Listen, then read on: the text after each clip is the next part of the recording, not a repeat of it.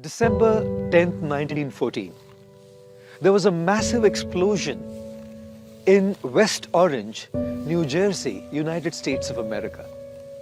10 buildings in a factory owned by the legendary inventor Thomas Edison were engulfed by flames. 6 to 8 fire departments rushed to the scene but could not curb the chemical-fueled inferno.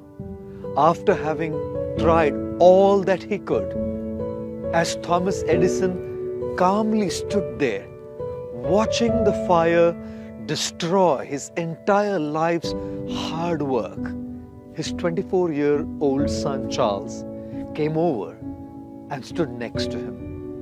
In a childlike voice, Edison said to his son, "Charlie, go and get your mother and her friends.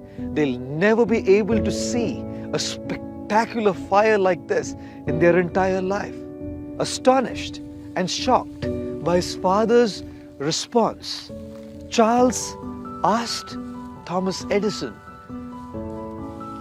"Our entire factory is being burnt down to ashes, Dad."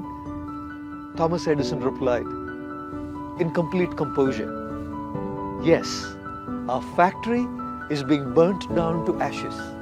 But all the mistakes we have made so far in the factory have also been burnt down to ashes. We will start all over again tomorrow."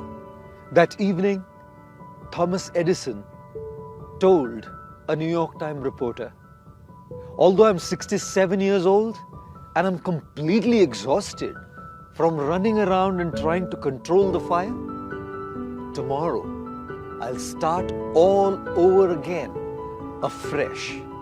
And so he did. The next day was a fresh beginning for Thomas Edison and his son Charles in trying to rebuild what had been destroyed by the fire.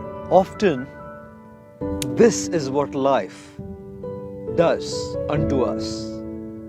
Our dreams are shattered, our hopes broken, efforts baffled. Great people, they don't cry. They try to rebuild their dreams. Great people don't give up, live up to the challenges that life throws at them. Great people don't go through, they grow through the difficulties that come on their path.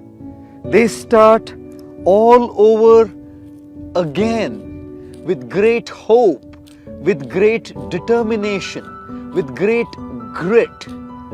And that is why they reach the highest peaks of success that most people only aspire for. That is why I say, no challenges, no success. No challenges, no success.